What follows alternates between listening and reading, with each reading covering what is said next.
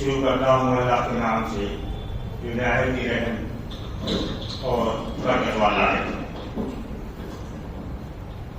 میرے حج خدمتگار ساتھیوں اور آج بھی حج،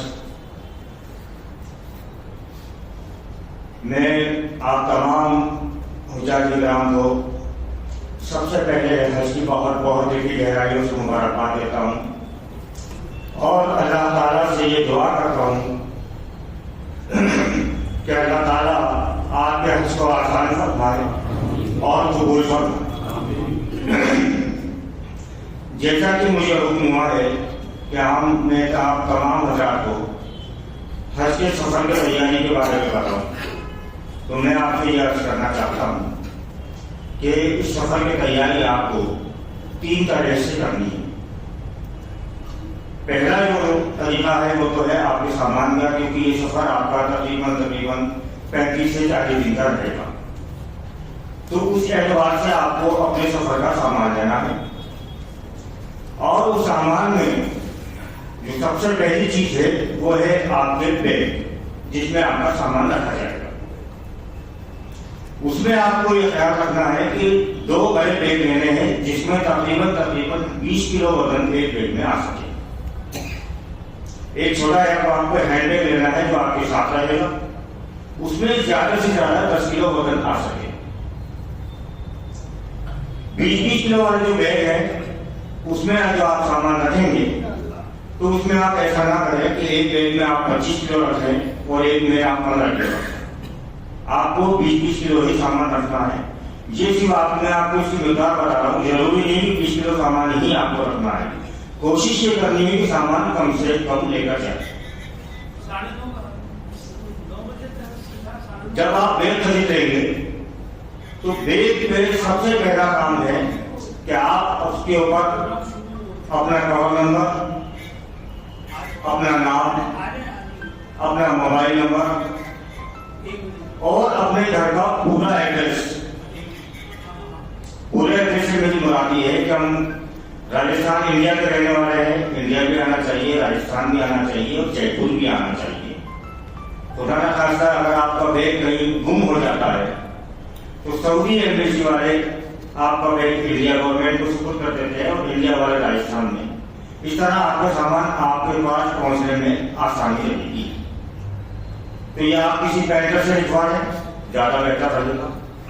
اس کے علاوہ اس کے اوپر آپ کچھ اپنی نشانی بطور کوئی ایسی چیز رکھ دیں کہ تاکہ آپ کا سامان آپ دور سے ہی پہچان سکیں، کیونکہ ایئرپورٹ پر جب بیگ کا سامان جاتا ہے تو کافی حجاج کرام ہوتے ہیں، بہت سارا سامان ہوتا ہے، تو اس میں آپ کو اپنا سامان پہچاننے میں آسانی ہے۔ اس کے علاوہ 40 دن کے اعتبار سے آپ اپنے روز مرہ کے پہننے والے چند جوڑے لے لیں، کپڑے لے لیں آپ۔ اس کے ساتھ ساتھ 2 جوڑی احرام۔ ایک جوڑی احرام کا مطلب ہوتا ہے 2 بغیر سلی ہوئی چادریں۔ 2 جوڑی اس لیے بنائی جا رہی ہے تاکہ اگر خدا نہ خواستہ ہمارا ایک احرام میں کسی چیزیں لگ جائیں، ناپاک ہو جائے یا میلا ہو جائے، تو ایسی صورت میں دوسرا احرام آپ کے پاس موجود رہے۔ اس کے ساتھ ساتھ مرد حضرات جو ہے وہ احرام پہننے کے بعد جب احرام پہن لیں گے تو اس کے بعد وہ جوتا نہیں پہن سکتے، وہ 2 پٹوں کی چپلیں پہنیں گے، ایسی چپل جس سے پیٹ کی ہڈی صاف نظر آئے۔ تو آپ کم سے کم 2-3 جوڑی چپل اپنے ساتھ لے کر کے جائیں، کیونکہ وہاں جب آپ جائیں گے تو ہو سکتا ہے حرم شریف میں آپ جب داخل ہوں تو آپ کی چپل ادھر ادھر ہو جائے، تو آپ کے پاس میں 2-3 جوڑی چپل کی ہونی چاہیے۔ اس کے علاوہ ایک چیز اور بتانا چاہتا ہوں آپ کو میں کہ جو حضرات عزیزیہ میں جا رہے ہیں ان کو تو کھانا بنانے کی اجازت مل سکتی ہے، لیکن جو لوگ گریڈ کیٹیگری میں ہیں انہیں کھانا بنانے کی اجازت ہلکی سلکی نہیں ملے گی۔ اس کے علاوہ چاہے وہ عزیزیہ کے ہوں یا گریڈ کیٹیگری کے ہوں، سب حجاج کرام جب مدینہ منورہ جائیں گے تو مدینہ منورہ میں کھانا بنانے کی اجازت بالکل نہیں ہے، آپ کو وہاں آ کے رہنا ہے اور آٹھوں دن آپ کو بازار سے ہی کھانا ہے۔ یہ آپ اپنے ذہن میں بات رکھتے ہیں۔ جو لوگ عزیزے جا رہے ہیں وہ اپنے حساب سے اپنا کھانا بنانے کا سامان لے سکتے ہیں، لیکن اس سامان کے اندر آچار، گھی، تیل اور خسخس، اکثر ہم خسخس کو بڑا آسان کھانا سمجھتے ہیں کہ وہاں چٹنی بھون لیں گے اور بنا کے کھا لیں گے، لیکن سعودی عربیہ میں خسخس کو نشیلی چیزوں میں شمار کیا جاتا ہے۔ اس کی بڑی سخت ممانعت ہے، یہ آپ نہ لے کے جائیں۔ اس کے علاوہ کچھ حضرات ہمارے یونانی دوائیاں لے جاتے ہیں، یونانی دوائی وہاں الاؤ نہیں ہے، وہ آپ نہ لے کر کے جائیں۔ پان مسالہ، گٹکا، یہ بھی آپ نہ لے کر کے جائیں۔ اگر آپ نے اپنے سامان میں رکھ لیا تو جے پور ایئرپورٹ پر ہی یہ سامان نکال دیا جائے گا۔ ان تمام پریشانیوں سے بچنے کے لیے آپ کو بتایا جا رہا ہے کہ یہ سامان آپ ہرگز نہ لیں۔ اس کے ساتھ کچھ سامان ایسا ہے جو آپ کے سعودی عرب پہنچنے کے بعد کام آئے گا، جیسے قینچی، نیل کٹر، چاقو، لائٹر وغیرہ۔ یہ سامان آپ لے کر تو جا سکتے ہیں، لیکن جو بڑا بیگ آپ کو کسی لوگوں کو بتایا جا رہا ہے، آپ اس بیگ میں اس کو سامان کو رکھیں۔ یہ سامان آپ اپنے ہینڈ بیگ میں ہرگز نہ رکھیں۔ دوسری بات، جب آپ سامان پیک کریں تو پوری کوشش یہ کریں کہ آپ اپنا سامان خود اپنے ہاتھوں سے پیک کریں، تاکہ آپ کو یہ معلوم رہے کہ آپ نے کون سی چیز کہاں رکھی ہے۔ ہوتا یہ ہے کہ گھر والے ہمارا سامان پیک کر دیتے ہیں، ہمیں کسی چیز کی ضرورت پڑتی ہے تو ہمیں پورا پیک سنبھالنا پڑتا ہے۔ تو آپ اپنا سامان اپنے ہاتھوں سے پیک کریں۔ جب آپ سامان پیک کریں تو اس میں ایک جوڑی چپل اور ایک جوڑی احرام آپ اپنے ہینڈ بیگ میں رکھ لیں۔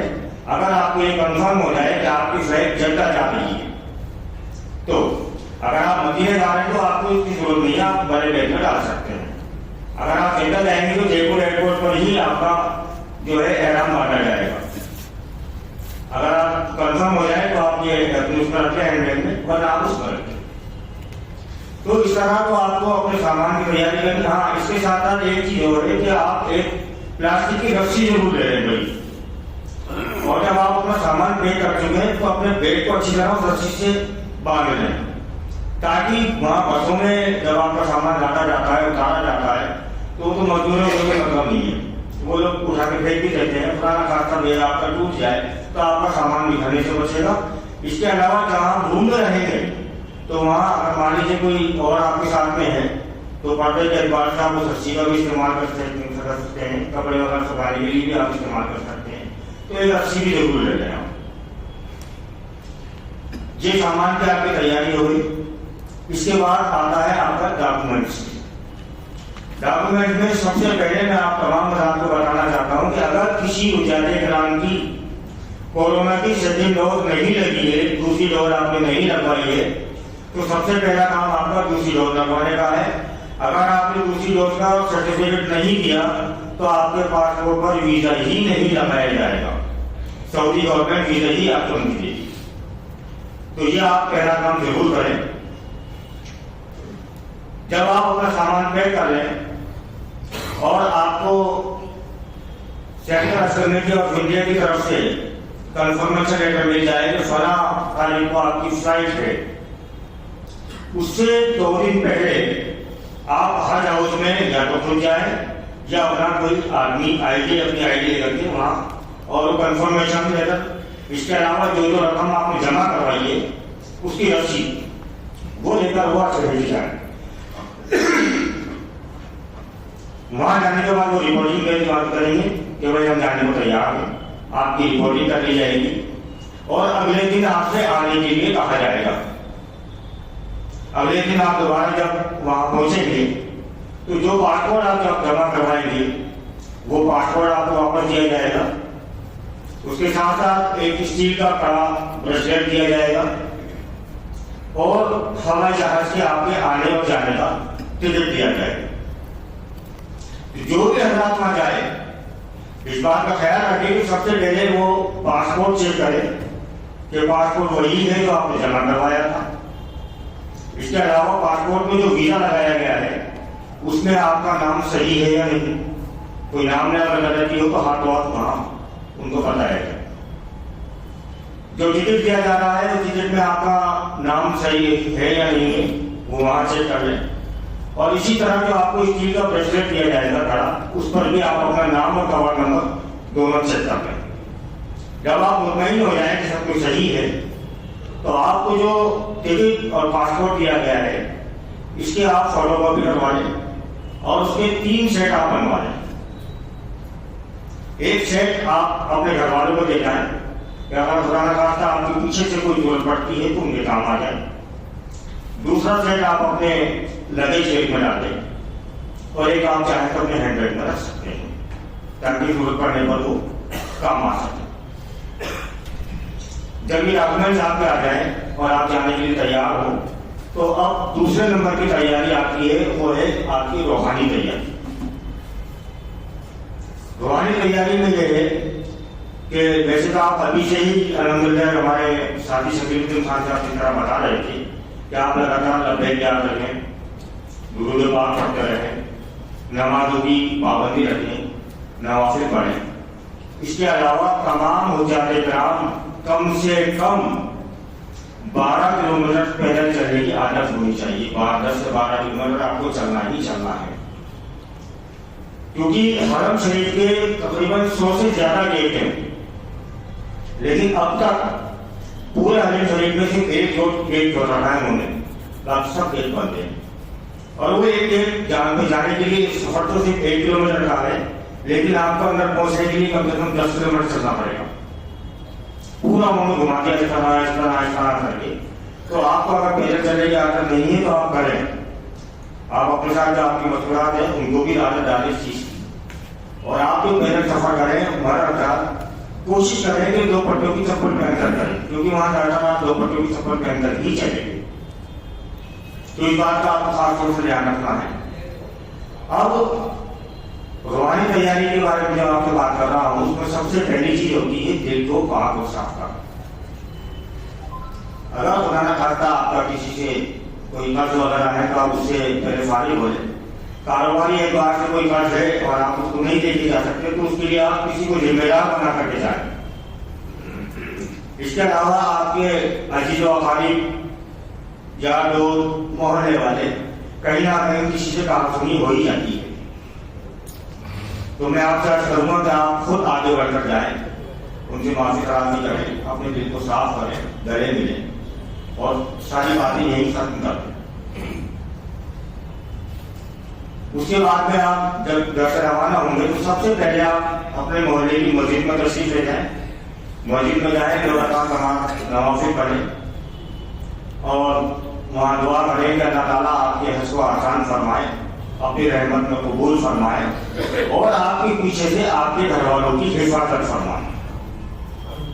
उसके बाद में आप जब एयरपोर्ट पहुंचेंगे तो एयरपोर्ट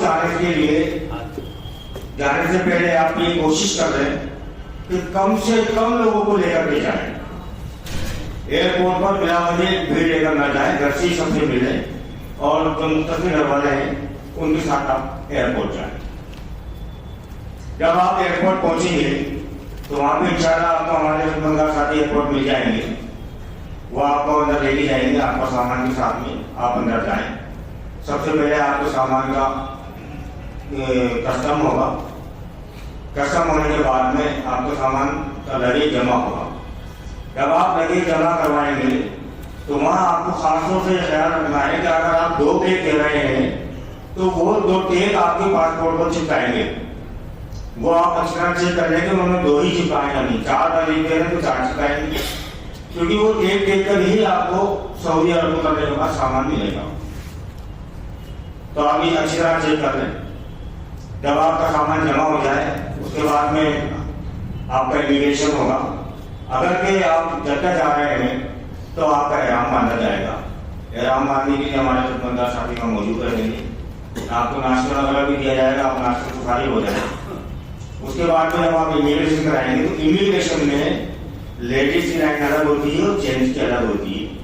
इसलिए एक बात मैं आपको बताना भूल गया था कि घर से जब रवाना होंगे तो जो आपका हैंड बैग है, आपके हैंड बैग में सबके अलग अलग डॉक्यूमेंट्स अपने अपने बैग में होने चाहिए। ठीक है, पासपोर्ट اور آپ کا بریسلیٹ اور ایک آئی ڈی کارڈ دیا جائے گا آپ کو. کارڈ اپنے گلے میں آپ اپنے گھر سے ہی لا کر چلیں, کیونکہ ہر آدمی کا جو ہے الگ الگ ڈاکومنٹ چیک ہوتے ہیں. ایئرپورٹ جانے کے بعد جب آپ داخل ہوں گے تو امیگریشن ہوگا, سب کا الگ الگ ہوگا, اور امیگریشن کے بعد میں آپ کی پوری باڈی کی چیکنگ کے لیے چیکنگ پوائنٹ اور آتا ہے.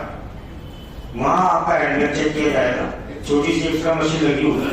آپ یہ نہ سمجھے کہ ہم نے بیگ یہاں رکھ دیا ہے اور ہمیں ہوائی جہاز میں مل جائے گا, نہیں. آپ جب بیگ کے اندر سے جائیں گے چیک ہونے کے بعد تو آپ کو ادھر سے آپ کا ہینڈ بیگ واپس لینا ہے.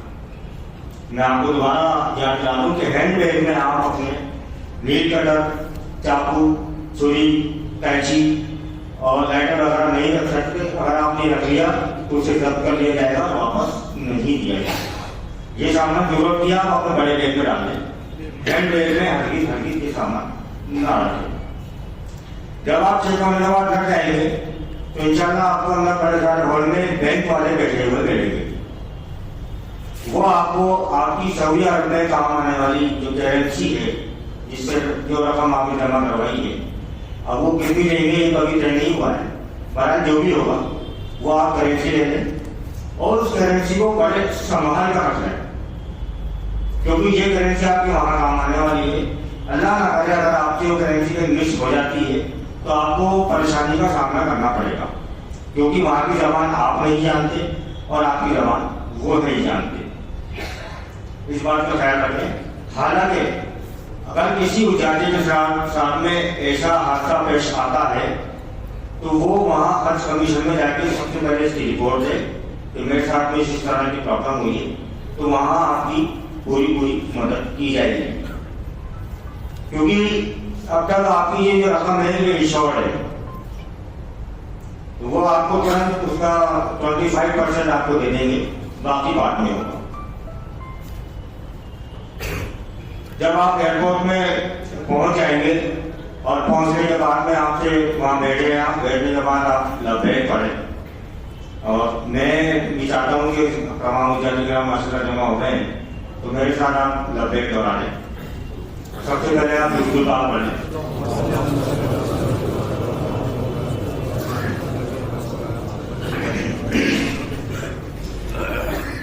لبیک اللہم لبیک لبیک لا شریک لک لبیک ان الحمد والنعمت لک والملک لا شریک لک لبیک اللہم لبیک لبیک لا شریک لک لبیک ان الحمد والنعمت لک والملک لا شریک لک لبیک اللہم لبیک لبیک لا شریک لک لبیک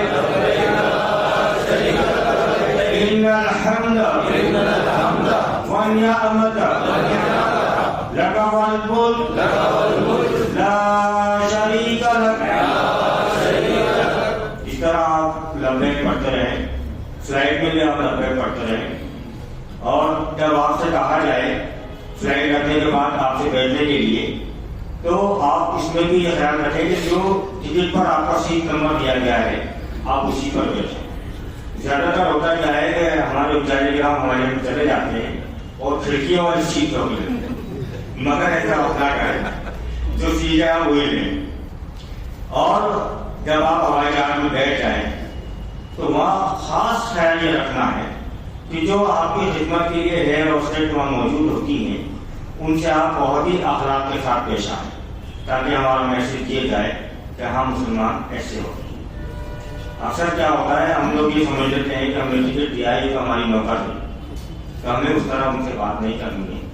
آپ کو کسی بھی چیز کی ضرورت ہے آپ کی سیٹ پر بیٹھ لگی ہوتی ہے بجائیں, لیکن ضرورت پڑنے کا. تو یہ اس کے ساتھ ساتھ ایک چیز میں آپ سے اور عرض کروں جو میں بھول گیا تھا, معافی چاہتا ہوں, وہ یہ ہے کہ جن حضرات کی دوائیں چل رہی ہیں چاہے وہ ہارٹ پیشنٹ ہو یا بلڈ پریشر کے پیشنٹ ہو یا جو بھی آپ کی دوائیں ہیں، وہ دوائیں آپ صرف انگریزی دوائیں لے جا سکتے ہیں اور ان دواؤں کا پرچہ آپ کسی ڈاکٹر سے لکھوا لیں اور مہر لگوا لیں، پھر آپ دوائیں لے کر کے جائیں۔ آپ کا سفر 40 دن کا ہے تو میں آپ کو مشورہ دوں گا، آپ دوائیں کم سے کم 7 دن کی لے کر کے جائیں۔ جو حضرات چشمہ لگاتے ہیں نظر کا، وہ حضرات چشمہ 2 لے کر کے جائیں، تاکہ ایک چشمہ کہیں گم ہو جائے، ٹوٹ جائے تو دوسرا چشمہ آپ کے پاس موجود رہے، کیونکہ وہاں آپ کو زیادہ پیسے خرچ کرنے پڑیں گے اور زیادہ مشقت کرنی پڑے گی۔ اس کے ساتھ ساتھ جو بھی چشمہ ہے، چشمے کے پیچھے ڈوری باندھ رہے ہیں آپ اس طرح سے، تاکہ اگر بھیڑ میں کہیں چشمہ گر بھی جائے تو آپ کے گلے میں اٹک جائے، نیچے نہ گر جائے۔ اس کے ساتھ میری ماں بہنیں اگر میری آواز سن رہی ہیں تو اس بات کا خیال رکھیں کہ وہ کانچ کی چوڑیاں پہن کر نہ جائیں۔ کانچ کی چوڑی آپ پہن کے جائیں گی اور طواف کے دوران یا مسجد نبوی میں بھیڑ کے دوران اگر آپ کی چوڑی ٹوٹ کر گر گئی اور اس چوڑی سے کوئی زخمی ہو گیا تو اس کی ذمہ داری آپ پر آئی ہوگی۔ تو آپ کانچ کی چوڑی ہلکی پھلکی پہن کر نہ جائیں، آپ پلاسٹک کی پہن لیں، آج کل میٹل کی چوڑی آ رہی ہے وہ پہن جائیں آپ۔ تو اس بات کا میری ماں بہن خیال رکھیں۔ تو جب آپ تو اس طرح جب آپ اپنی سیٹ پر بیٹھ جائیں، جیسا کہ میں نے آپ سے عرض کیا، ہیں آپ کے لیے ہیں، آپ کو کوئی ضرورت پیش آتی ہے تو آپ بیل بجائیں اور انہیں آپ بلا دیں۔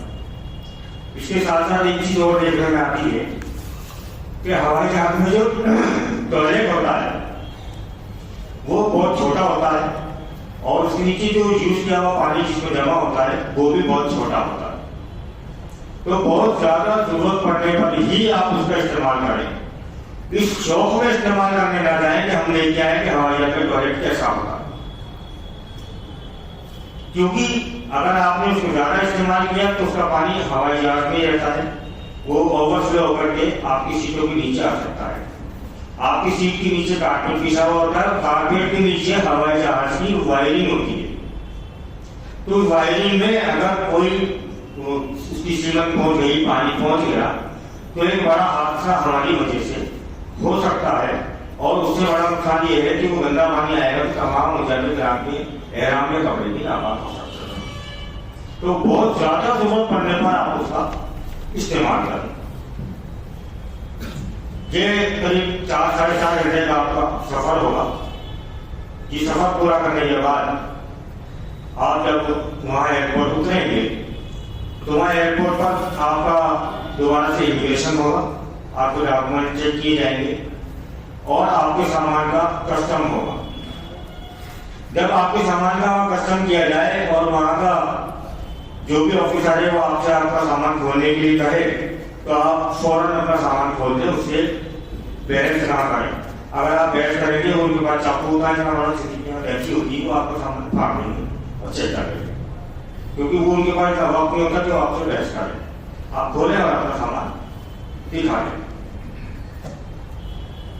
آپ کا سامان وہاں جب جائیں گے تو بڑی ساری ایک بیلٹ ہے، ہال ہے، وہ بیلٹ کا آتا ہوا ملے گا یا ہال میں ایک جگہ جمع ہوا ملے گا۔ آپ اپنا سامان پہچانیں، ٹرالی پر رکھیں اور آپ اطمینان سے بیٹھیں، بیٹھنے کی جگہ ہے۔ اگر نماز کا وقت ہے آپ نماز پڑھیں، ٹوائلٹ وغیرہ بنے ہوئے ہیں، آپ ضرورت سے فارغ ہونا چاہتے ہیں آپ ضرورت سے فارغ ہو جائیں۔ اس کے بعد میں آپ کے پاس آپ کا مورد کا آدمی یعنی آپ کا ایجنٹ آئے گا اور آپ سے آپ کا ٹکٹ یہ آپ کا پاسپورٹ لے لے گا۔ پاسپورٹ لینے کے بعد میں وہ آپ کو اس طرح کا ایک بریسلیٹ دے گا۔ یہ بریسلیٹ ہے، یا آپ اپنا بریسلیٹ آپ کو رکھ لیں، 1 ماہ کا آئی ڈی کارڈ دیا جائے گا، وہ اپنا کارڈ اپنے گلے میں رکھ لیں۔ وہ آپ کی پہچان ہے۔ اگر آپ کہیں گم ہو جاتے ہیں پرانا خاصہ تو وہ لوگ یہ سب عربی میں لکھا ہوا ہوتا ہے، اس کو پڑھیں گے اور آپ جہاں کی جہاں ہے وہ آپ کو وہاں پہنچا دیں گے۔ وہ جب آپ سے بسوں میں بیٹھنے کے لیے کہے تو بسوں میں بیٹھنے سے پہلے آپ یہ اچھی طرح چیک کر لیں کہ آپ کا سامان آپ کی بس میں ہی لادا جا رہا ہے یا نہیں۔ کہیں ایسا نہ ہو کہ آپ اس بس میں بیٹھیں اور آپ کا سامان دوسری بس میں چلا جائے۔ جب آپ مطمئن ہو جائیں کہ آپ کا سامان آنے کی بس میں، اس کے بعد آپ اس میں بیٹھیں۔ اور جب وہ وہاں چلے گا تو وہ آپ کو آپ کی بلڈنگ تک پہنچا دے گا. سب سے پہلے وہ آپ کو مولوی کے آفس لے کے جائے گا. وہاں جو آپ سے پاسپورٹ وغیرہ نہیں ہے وہ جمع کرائے گا, اور وہاں سے ہو سکتا ہے, ضروری نہیں, وہ مولوی کی طرف سے آپ کو گفٹ ہوتا ہے وہ کھانا ملے گا. تو وہ جیسا بھی ہو آپ کھا لیں اور اللہ کا شکر ادا کریں. اس میں کوئی منٹ نہیں نکالیں کہ اس کی طرف سے وہ گفٹ. آپ جب اپنی بلڈنگ پہنچ جائیں, اپنا سامان اچھی طرح رکھ لیں, تھوڑا اطمینان سے آرام کر لیں. اگر آپ تھکے ہوئے ہوں ضرورت فارغ ہو جائیں. اس کے بعد آپ مسجد نبوی, اگر مدینے جا رہے ہیں تو مسجد نبوی کے لیے آپ تشریف لے جائیں. جانے